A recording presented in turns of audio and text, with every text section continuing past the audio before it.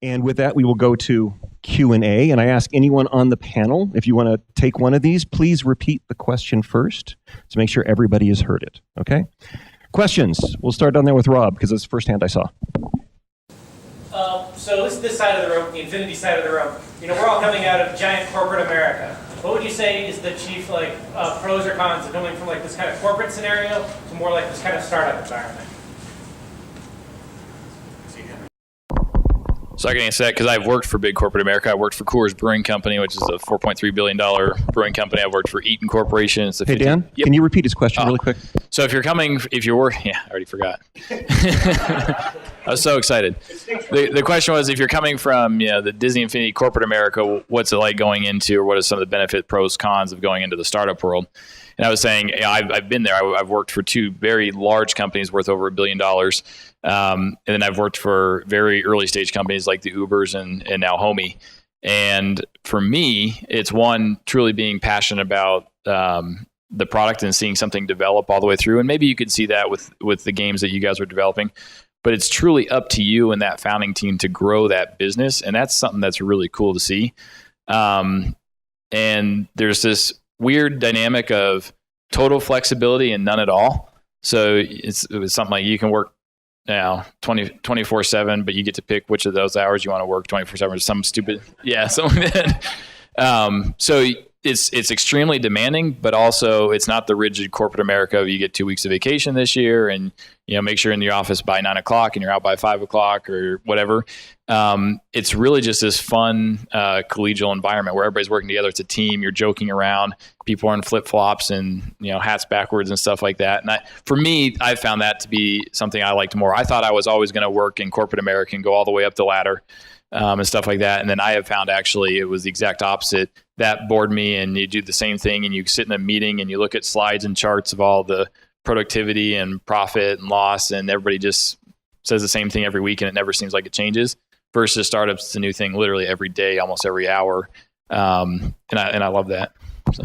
One thing to add to that is going from big corporation to indie or startup or small. One of the best things, the most positive things about it is decision making.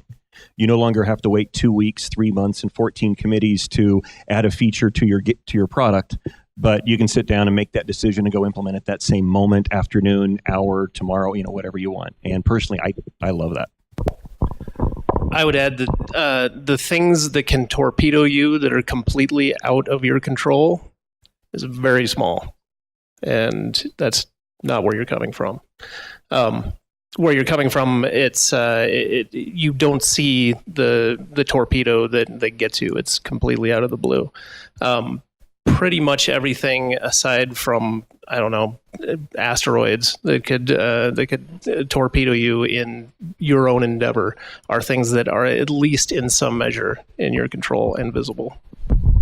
And one of the other benefits is that you're working for something for yourself. You're creating your own wealth product, where when you're working for Disney, you're making their shareholders richer. So you're going to be more passionate about it, which tends to make people work a lot better.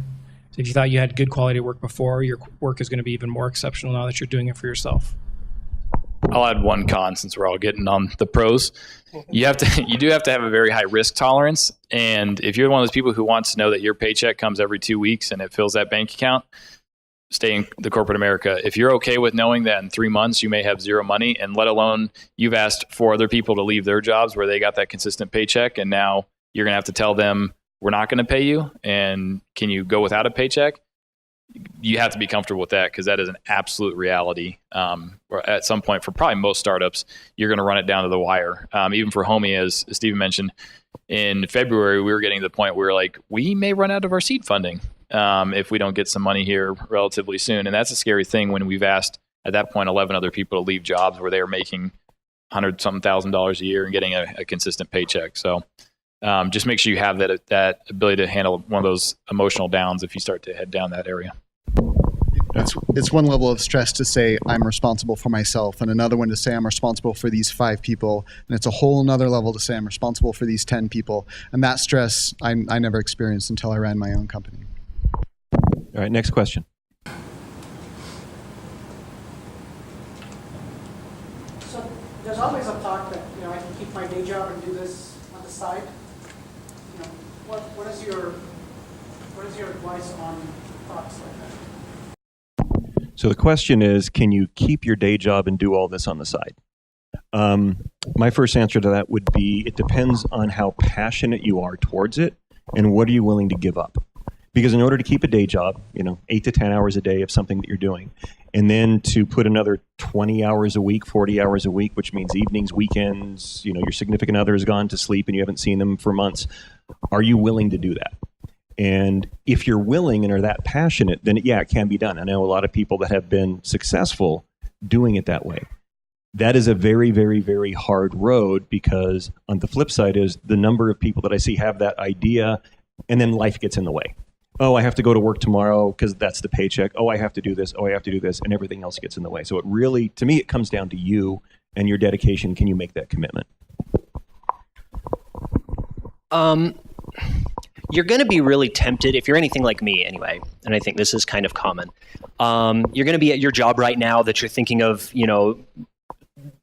segueing out into a startup, and you're going to start doing the math on the hours that you have available. You're going to say, I work from 9 to 5 and it takes me half an hour to get home and a half an hour to have dinner, and then I'll have this many hours every night, and then I'll have this many hours on the weekend. Oh, but I need to take this many, and you're going to do all this math, and you're going to figure out, okay, I have 28 hours a week that I can put into my business, or whatever number you come up with. And you're going to look at all of these numbers on paper and you're going to say, that sounds totally doable. Let's go. And you're going to be gung-ho. The thing that's really important to remember is that time is just one of several resources that you have to balance. Energy is a really crucial resource that I think very few people at the very beginning give enough thought to. I often think about energy in sort of 4 different kinds. You've got physical, mental, emotional, and spiritual energy. So if you work a day job that's physically demanding, you're going to get home and you're going to want to just sit on the couch and not do anything. Like, you're physically exhausted. Are you going to do your best work while you're physically exhausted? Probably not. If you have a super mentally taxing job, a lot of us computer programmers probably know this feeling. You get home from work and you have energy, like you feel like physically and stuff you have energy, and you're like, I really want to work on my game. But your brain says, nope, Netflix. Because you've been working on super hard programming stuff all day long, and your mental energy reserves are depleted. Emotional energy is depleted if you have to deal with difficult people all day, or if you hate the day job that you're in, and you get home and you just kind of feel depressed, and you're like, what is the point of any of this crap? You might have physical and mental energy in spades, but if you don't see the point of doing anything and you're just in a down place, you probably need to nope, Netflix. And then spiritual energy is very subjective, obviously, but if you feel like you don't have a sense of purpose, or you're not making progress towards your sense of purpose or something like that, however you choose to define that, you need to do something about each of these things. And too often people just assume, oh, the hours work out on paper. The energy will be there. It'll be fine. I feel good right now while I'm doing the numbers on paper. Your future self is going to be angry with you. So the thing that I have found, one, I always assume I'm going to have way less energy than I would like to think I'm going to have anyway. Like I said earlier, I'm a pessimist by nature. But the other thing that I think is really important, and this goes back to sort of managing your overall emotional state, is giving yourself a break when you just don't have the energy to do work that day. There are days, even as a full-time indie, I don't go to a day job and come home and I'm like, oh, I'm exhausted from the day job. But there are still days where I don't have it in me. And when I very first started being a full-time indie, I beat myself to hell when I had those days. And it made the next day worse. And then the next day after that, and I could burn a week just feeling terrible about myself. I had to get to the point where I was okay with the fact that, hey, I'm still human. a mortal meat husk that can only do just so much in a given 24-hour period, and just let myself, take the day and go into the mountains or something. It made the next several days so much more productive. All right, next question. So crowdfunding seems like a really popular option for video games. So what are some of the benefits or drawbacks of the crowdfunding campaign, and how would we go about it? So the question is going about crowdfunding. Excuse me, crowdfunding, and I guess the summary would be: is it an opportunity or not? I don't mean to monopolize the discussion, but I have some very personal experience with this one. So we ran a Kickstarter campaign for our game last year in September. The game was largely done. We had a completely playable demo, which we made available to potential backers so they could actually play it. So we were not coming into one of these vaporware scenarios where people are like, oh, are you really going to make your game? Can you even do it? At the time, I was coming into it as, a 10 years veteran of the games industry with credits on AAA titles. I thought, we really had what we needed to prove that we could do what we needed to do. And to this day, I still think we had a pretty good pitch. But our Kickstarter failed horribly. We asked for 30,000. We raised about 2,300 in a month, which obviously that is zero because Kickstarter's all or nothing. There are a couple of things that I think went into that, looking back on it. The biggest one was a mistake that I made, which is that I hired a PR company, but I didn't do a good job of vetting the PR company. And it turned out that the company that I hired uses really shady tactics. We got an email from Valve. We were on Steam Greenlight at the same time. We got an email from Valve 4 days into our campaign saying, you need to knock this stuff off. Like, it's not illegal, but it's the next best thing. I didn't even know that our PR company was doing that. So we had to fire a PR company 4 days into a Kickstarter campaign, which doesn't do super great things for your PR. We didn't have a backup plan because we were relying on the PR company to do it. After the fact, after the Kickstarter campaign failed and I spent 2 weeks being depressed and doing nothing and then had to forgive myself like I just talked about, I went back and was like, okay, what did I miss?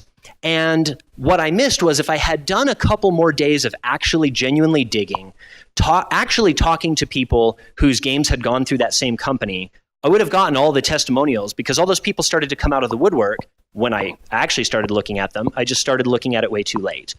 So vetting your partners is the super important lesson from that.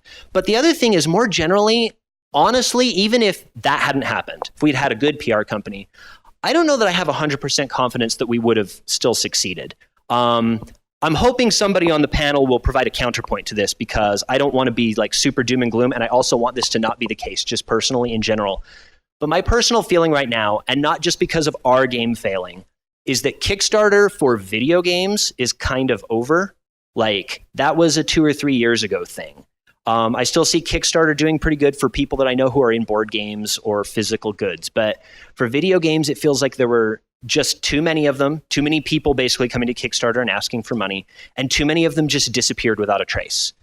There were too many vaporware products. There were too many really, really late delivered products. There were too many products that were just disappointing when they came out and just didn't live up to expectations. I don't think that we will try Kickstarter for a video game again in the future. I think we'll be looking at some of these other funding options that were talked about earlier. That's just my opinion. And like I said, I hope somebody maybe has a counterpoint because I'd like to still believe in crowdfunding. So I believe in crowdfunding. I've been diving deep into the world of Kickstarter and Indiegogo for the last couple of years and have a couple of campaigns that I have not launched yet on different products. A couple of the things that I found in terms of themes or trends. One is that Kickstarter has become mature. It's no longer the days of put your thing on Kickstarter and then hope and pray that the community comes or they find it. That's kind of the same strategy that a lot of indies use for mobile games. Oh, I put it on the iTunes store and I hope people will find it. And that doesn't work anymore. One of the things that you have to do, regardless of what product that you have on Kickstarter, is do you know who your audience is? Because if you don't, then you're probably not going to succeed. One of the things that you see over and over again, whether it's Kickstarter postmortems or more articles written about it or business articles, is this concept of don't launch until you have a solid marketing plan, which is very little to do with the product, but it's about finding the audience that you've already defined and how do you make them know about your product. And that's how mature crowdfunding seems to have gotten these days. And that it's no longer accident or viral or you hope and pray, but it's more engineered. And if you have the time and effort to, hey, I've got a product where I know my audience and I know where to find them, and now I've got a marketing campaign, whether it's social or a good PR company or whatnot, now you've got a chance. So to me, that's the optimistic view about it. But the last thing I'll say about Kickstarter is your Kickstarter campaign is going to be equal or more work than building your product. And right, if you do it right. And you really have to go into it thinking about that. If you spent 6 months making your game or your product or your film or your documentary, you might spend the same amount of time building your campaign, building your images, your reward levels, researching manufacturing, distribution, and building a marketing campaign. Don't underestimate the time that you're going to spend building that crowdsourcing thing. Comment on that. We had a friend, we ran a simple dice game on Kickstarter, succeeded really well, but once the funding came through, that's when the real work started. And it was a very simple dice-based game, and we spent literally months afterwards cursing ourselves for doing it. It's a lot of work once the money comes in. So he's reinforcing the volume of work to make a Kickstarter campaign. And he brought up one other thing that even locally, I know people that have fallen victim to this. They didn't treat their Kickstarter campaign like a business. They didn't spend all the time researching the development, the manufacturing, I need to get a box to ship my box in. And shipping costs and fulfillment. And what does it mean to ship to the UK? And I know people that have actually lost money on successful raises because they didn't go through that business acumen of what does it actually take for me to deliver it. Yeah, there's a reason that VCs and professional investors don't fund games. They fund companies. And the problem, there are some crowdfunding sources now that are kind of specializing in games. Some of them are kind of fan-based, and some of those might be interesting for you. But I think that a reason a lot of the game crowdfunding things fail is because it's all about a project. It's 5 guys got together, 5 people with a great idea, and they've got a great demo, and they've got enough to put together a sexy trailer video, and they get it funded, but they haven't created a company. They haven't created the basis for actually going forward and finishing that and shipping it and marketing it. They have a project, and professional investors don't fund those individual projects because of this, because they believe in the team, they believe in the foundation, and they know that from good teams come good projects. Anybody can have a good idea, and anybody with good Photoshop skills can put together a reasonably decent Kickstarter. Tom Lehrer said that the reason that all folk songs are terrible is that they're written by the people, right? The reason that most Kickstarter games fail, not all products, but most games fail, is because it's a small group of people with a good idea and a lot of passion for it, but they don't have the company and the professional basis to actually finish and ship it. We have time for 2 more questions. So, I'm not slandering anyone, but You want to mic here? no. So here's the thing. I have personally had problems with a couple lawyers, and I've also had friends with problems with finance, in terms of taxes and stuff like that. So the question I have is, have any of you been in a situation where you've been jacked over? Because I've had my own personal instances where somebody's given me wrong information. It's completely altered what it was that I was trying to create. And then they give me sorry.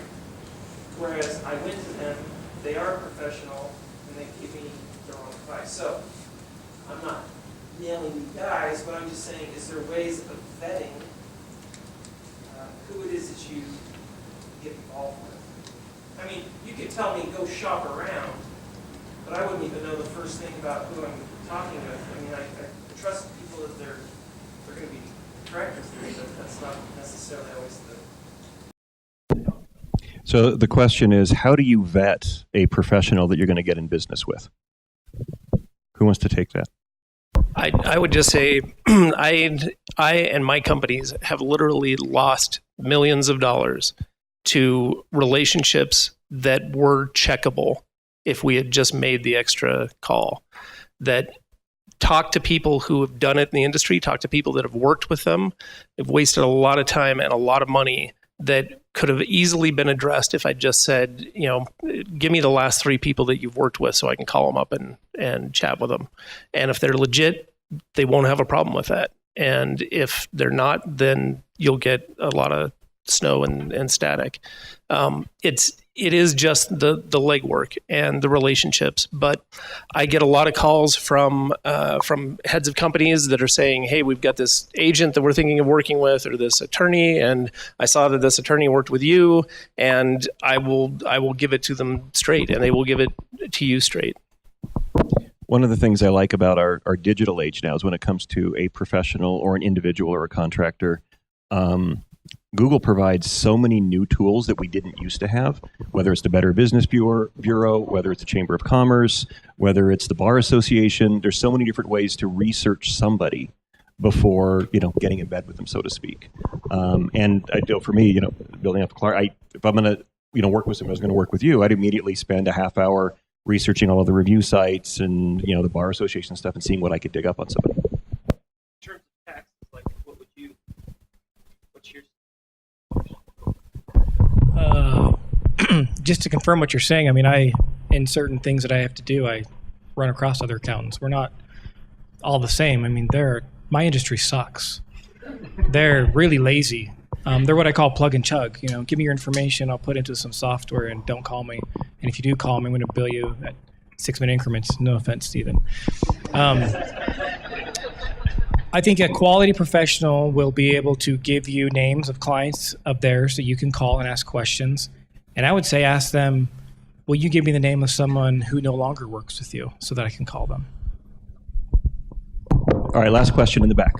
How do you balance, when doing a startup, the need to have the people to create your product, but also the need to have that kind of almost finished product to pitch to get money? So you almost need the money to make the pitch, but...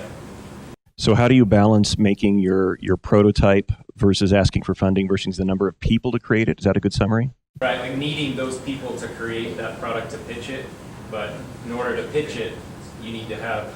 Right. It's the chicken or egg thing. It's like you can't get somebody interested until you show them the product. And so how do you get that product built? Well, no, I think it goes back to the sweat equity, and it's you go back to the founding of Homey. It was guys who said, we have enough runway to get this far on our personal savings. Let's go for it and see how far we can get. And if we run out of money, we better have backup jobs and stuff like that. But I think your initial runway is going to be your personal savings, or if you're lucky enough to have a family member or a friend who can give you some extra time. But you're going to have to just demonstrate enough to get some sort of traction or paint some sort of vision. So you're probably not going to go complete your game if that's what you're designing off that money, but you got to have something demonstrable that this team can make it happen. And that can be a combination of their past experiences or how far you can show what you can do as a team and what you're developing. So in Homey's case, we're very lucky. We have in Utah, very experienced CEOs or people like our CEO founded Entrada. Our CTO was also a founding member of Entrada, which are now $100 million a year revenue companies. We have our CFO came from a venture capitalist firm, so he knew all the industry experts. Our VP of marketing started SEO.com, so he knows digital marketing inside and out. I run operations, and I did that for Uber and showed I could scale a company. So, yeah, we didn't have anywhere. In fact, our first website was so embarrassing, I didn't even send it to my family. It was that bad. It was so bad.